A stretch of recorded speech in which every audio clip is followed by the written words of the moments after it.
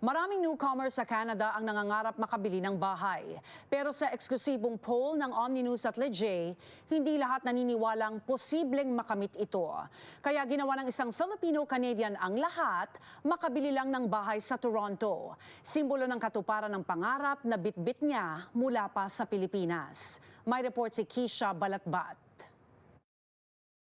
Pagbili ng bahay dito sa Canada, ito ang matagal ng pangarap ni Rose Pastor, pero gaya ng nararanasan ng marami sa komunidad, hindi madali makamit ito. Kaya naghanap siya ng ibang paraan. I have a friend kasi sabi nung financial advisor yata na natumulong sa amin, you need to have another person to sign, kahit mag-sign lang kasi kulang nga yung aking income dun na naka-declare. Sa pamamagitan ng pag-co-sign ng kanyang kaibigan, naaprubahan si Pastor para bumili ng bahay sa Toronto kasama ang kanyang anak ngayong taon. Sabi ko, pirma mo lang kailangan ko. Hindi kita na magbayad. Yung pang down payment, meron ako, sabi ko. So yun, walang pag-aalinlangan.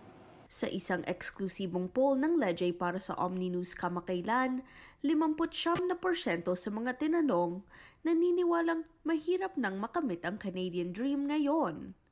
Ayon sa 17% ng mga taong rumisponde sa poll, Canadian Dream na maituturing ang abilidad na makabili ng bahay at magkaroon ng financial security sa bansa. Si Pastor, sinabing ang pagkakaroon ng sariling tahanan, matagal na niyang pinangarap kahit noong nasa Pilipinas pa lamang at kahit daw pagsabay-sabayin pa ang mga trabaho niya bilang caregiver at negosyante para makasabay sa gastusin, di siya nagrereklamo, ginagawa niya raw ito para sa anak. Nung nasa Pilipinas ako, nagtatrabaho ako, may experience ako na wala akong matirhan. And I don't want my daughter, yung ma-experience ko ba? Yung walang matirhan, lalo na dito sa Canada. So sabi ko,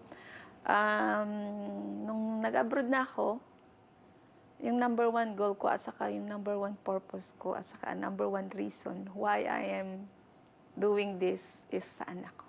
I need to strive more. Gusto kong maranasan niya kahit papano yung magandang buhay. Sa Omni-Leger poll, 40% lamang ang naniniwalang posible pa ring magkaroon ng bahay ang lahat ng mga immigrants sa Canada. Pero di raw mapupundi ang pangarap na ito ng immigrants ayon sa isang sales representative mula Toronto dahil may kahulugan daw ang pagkakaroon ng bahay at ang sinisimbolo nito sa marami sa komunidad. I think it's important because it gives us a sense of a home. It gives us a sense of the place where we can gather. You know, yung mga ibang mga family parties namin, punta kami sa mga bahay ng mga tita, bahay ng nanay ko. It's there. And it gives us the sense of accomplishment. So, nakabili na kami bahay dito sa Toronto, sa Canada. We really made it. We did it, It's a goal that sinet up nila when we first came in here. Aniya, mahalaga raw kumuha ng isang trusted real estate agent at maging tapat sa inyong kakayahang pinansyal. Isang malaking tulong din daw ang pagkuha ng mga pwedeng mag-co-sign.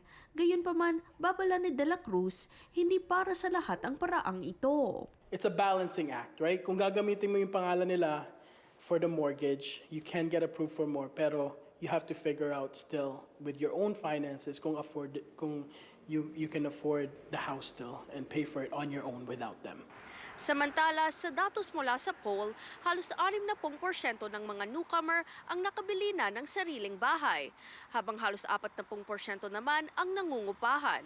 Kung gusto nila talagang bumili ng bahay, pwede. Pero I think at the end of the day, it's not as easy as some people think, right? Especially nung economy ngayon, everything is going up. Pero there's different ways na makabili ng mga tao ng bahay. And it's definitely attainable. But hard work talaga kailangan nila. Dagdag niya, maaari rin daw makipag-usap sa real estate agent o magsaliksik sa mga patakaran ng gobyerno na makakatulong sa mga first-time homebuyer upang makamit ang pangarap na bahay dito sa Canada.